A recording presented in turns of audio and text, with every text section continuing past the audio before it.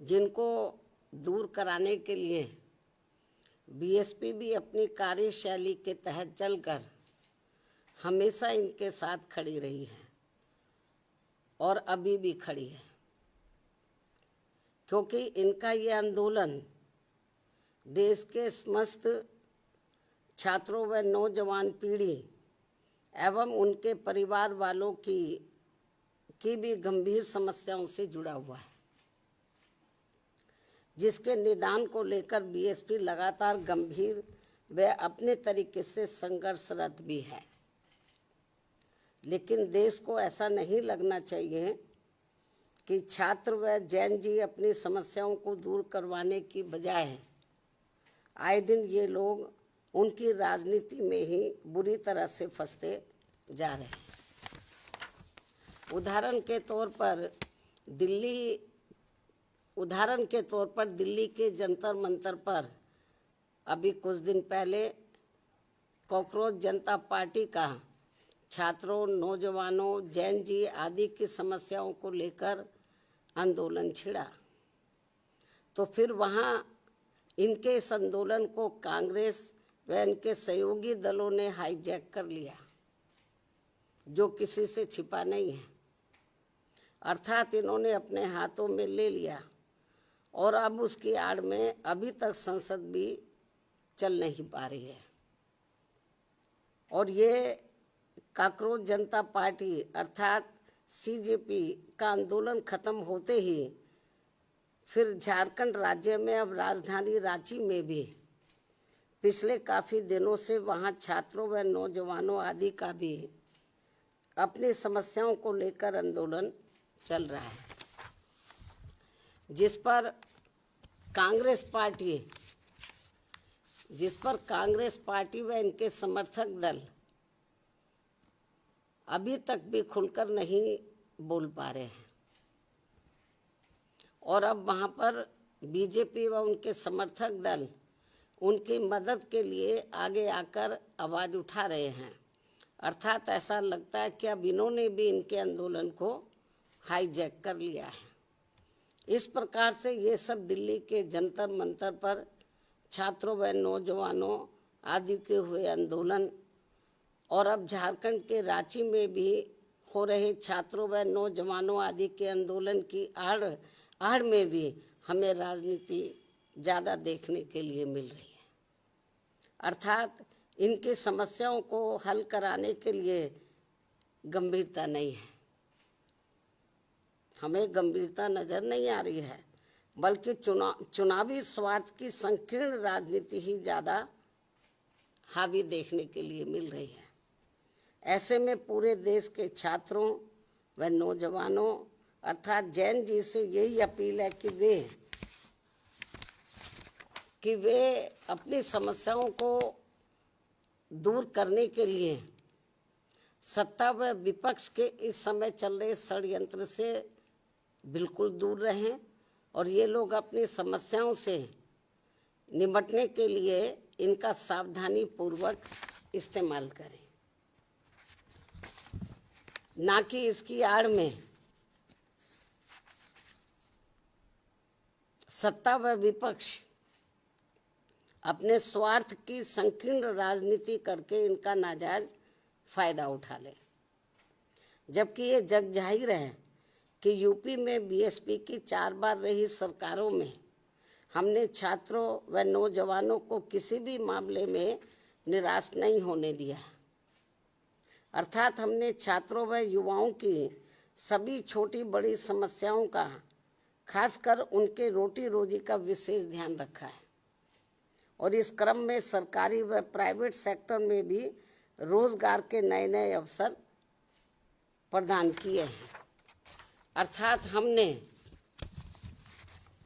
छात्रों की समस्याओं का समय से निदान किया है और नौजवानों को पूर्व की रही सरकारों में जो सरकारी भर्तियों में लंबे अरसे से रोक लगा दी गई थी, जिससे सभी विभागों के कार्य भी काफ़ी प्रभावित हो रहे थे, उसे भी ध्यान में रखकर व उसे हटाकर हमने यहाँ प्रदेश में लाखों लाखों लोगों को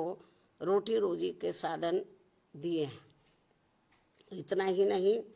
बल्कि हमने पुलिस विभाग में व अन्य और विभागों में भी नए सरकारी पद सृजित करके यहाँ लाखों लोगों को रोजगार दिए हैं। इस समय नौजवान एवं छात्र व छात्राएं भी अपनी पढ़ाई व ट्रेनिंग आदि पूरी करने के बाद यही सब चाहते हैं कि उन्हें रोटी रोजी के साधन मिले, जिससे इस समय पूरे देश में केंद्र व राज्यों की विभिन्न पार्टियों की चल रही सरकारें ये सब उन्हें उपलब्ध नहीं करा पा रही हैं, जिसकी वजह से इनमें जबरदस्त रोष व्याप्त है। इसके साथ साथ अब तो इन्होंने हर स्तर पर पब्लिक सेक्टर को भी काफ़ी कमज़ोर करके प्राइवेट सेक्टर को ही बढ़ावा दे दिया है और ये क्रम पूरे देश में अभी भी काफ़ी तेज़ी से जारी है, जिससे देश के बड़े बड़े पूंजीपति व धन्ना सेठ आए दिन और मजबूत होते जा रहे हैं और सर्व समाज में से गरीब एवं बेरोजगार लोग आए दिन और भी अधिक पिछड़ते जा रहे हैं। खासकर सरकारी नौकरियों में तो अब दलित, आदिवासी व अन्य पिछड़े वर्गों का आरक्षण ना के बराबर ही रह गया है, जिसे भी आरएसएस के लोग अब निष्प्रभावी बनाने में लगे हैं। हालांकि हमारी पार्टी प्राइवेट सेक्टर के भी कोई विरोध नहीं है, लेकिन वहाँ इन वर्गों को सरकारी स्तर पर सरकारी नौकरियों में मिल रहे आरक्षण की तरह ही इन्हें भी यहाँ ये आरक्षण मिलना चाहिए,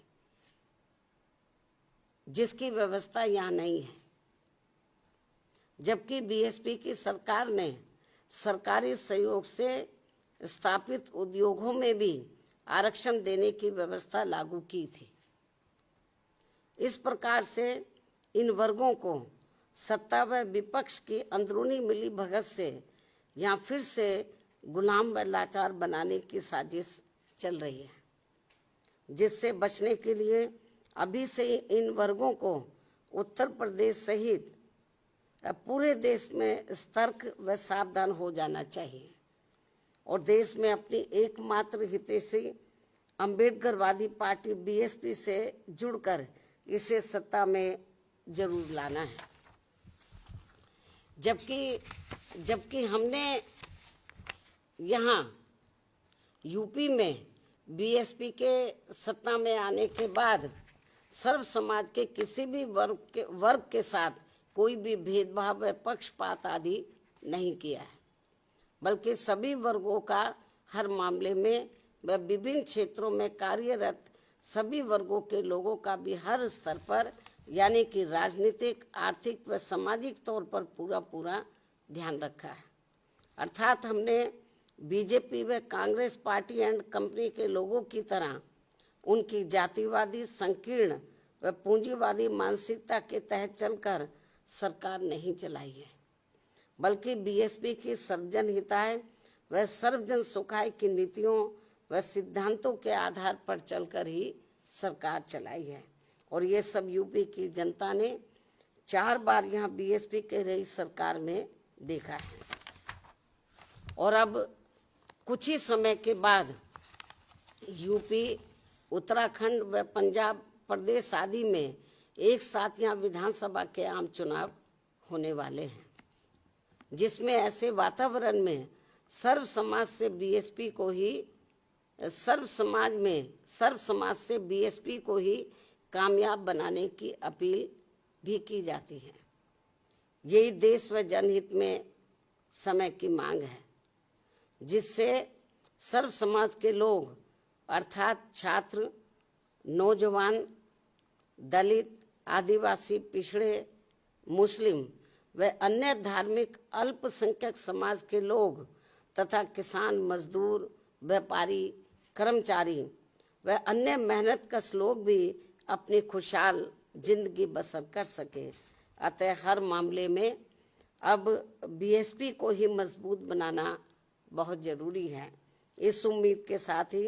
अब मैं अपनी बात यहीं समाप्त करती हूँ। धन्यवाद। जय भीम व जय भारत।